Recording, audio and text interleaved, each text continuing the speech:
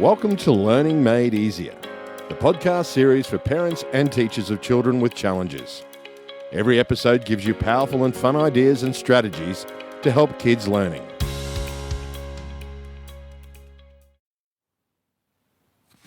Hi, and welcome to our podcast. I'm Julia Eggles, occupational therapist, author, and qualified Cogmed coach. Today I'm talking about how the senses involved with movement are connected to learning and how you can use them to help develop learning and thinking skills in young children. For years as a clinician, I have repeatedly seen children's learning and performance improve by changing the way their bodies and brains process information about movement while practicing higher level thinking skills. Recently, there's been growing research evidence to support the power of movement to improve learning outcomes. This is leading to changes in the way education is being provided in some schools around the world. A review of this research published in Active Living Research in January last year reported on several studies that looked at different types of physical activity and the impact on academic performance. Overall, they looked at dozens of schools and hundreds of students. The overall findings of the review were that physical activity on a regular basis is associated with improved academic outcomes and brain functions such as attention and working memory. Needless to say, they've recommended daily physical activity as part of the school routine. It's a fairly lengthy document, but pretty easy to read, so I'll pop the link onto our website for those who are interested in reading further. This review didn't consider the reasons for these positive outcomes, but a recent research study by Alloway and Alloway certainly did. They also reported a link between activities that require balance and improve working memory. That's one of the key thinking skills required for learning that these days is considered more important than IQ. Their study looked at a group of 18 to 59-year-olds who were asked to do a range of activities for 2 hours that included climbing a tree, using a balance beam, running barefoot, going over and under obstacles and carrying awkward items. Following all this activity, their working memory improved by a whopping 50%, which is just great. They've attributed these changes to the proprioceptively dynamic activities they chose for the study. All this is great news. It's always gratifying to have research again confirm clinical and practical experience. The adage, healthy body, healthy mind, is proving to be truer than perhaps anyone knew when the term was first coined. So, how does this tie into the sensory systems I mentioned at the beginning? Well, all this activity is impossible without two key movement sensors which I believe work together to provide the proprioceptively dynamic sensory experience that Alloway and Alloway describe. The first, of course, is proprioception. That's joint movement and position sense. There are receptors in the joints, muscles, tendons and ligaments of our bodies that provide feedback from the body to the brain to assist with planning and performing movements smoothly and efficiently with the just right amount of force, and it helps with sustaining posture during balance activities. By the way, proprioception also has the benefit of being generally organising. We often recommend heavy work activities as a way of helping children increase on-task behaviour. However, proprioception doesn't work alone to keep our balance. It needs the help of another hidden sense, the vestibular sense or whole body movement sense. With receptors in the ears, anytime the head moves, the vestibular system is activated. Both hearing and vision are intimately connected with the healthy functioning of this whole body movement processing system. This link is important because we can't recall what we hear or see, we can't adequately process it or attend to it. The vestibular system helps the body maintain a stable base to keep our eyes steady while we move, allowing smooth eye teaming and supporting sound visual processing, which is oh so important for reading and writing. It also works with the ears to keep us oriented. We actually use our hearing not only for understanding language, but for knowing where we are in space, a lot like bats do.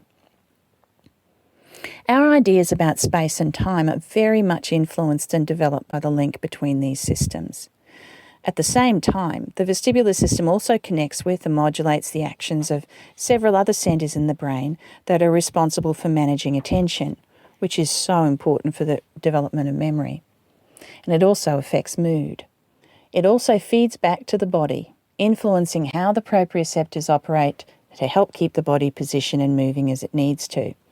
So, as a result, you can appreciate that frequent disruptions to the operation of the vestibular system can have a big impact on learning and behaviour. That's why maintaining good ear health is so very important. As a matter of fact, I came across another recent study that came out in the last few months, which was talking about the connection between attention and hyperactivity and the vestibular system. Sensory processing operates just as the rest of the nervous system does on a use it or lose it basis. Often these days, children don't get to use the body senses with enough intensity regularly or long enough or with enough variety of movement during a typical school day. We all sit way too much for our health and well-being. The kids need to move in different directions on static and moving objects at differing speeds with differing forces that are under their control in a variety of sequences, creatively and preferably daily. In this way, they engage most of their senses and develop thinking skills on the move, shifting attention, accessing working short and long-term and procedural memory, problem solving, and planning and organisation skills.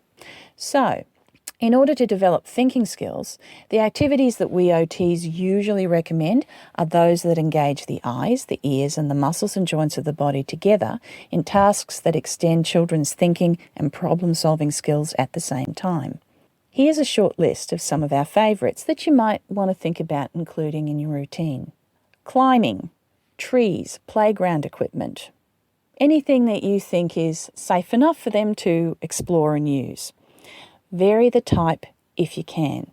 Don't get stuck going to the same park every single time. Explore the region and see what you can come up with. Look for different kinds of trees to climb too. Swings. Look for different types again. Rhythmic movement is generally organising, although for some children, getting on a swing and having their feet off the ground is a scary thing. But learning to self-propel gives not only the trunk but the brain a great workout too. Monkey bars.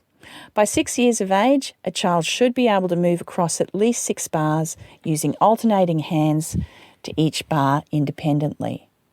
It's great heavy work in this one.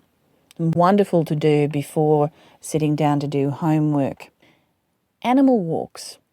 Played like Simon Says. Or you could try some different positions like crab soccer. That's like crawling but with your belly to the sky. See if you can figure that one out.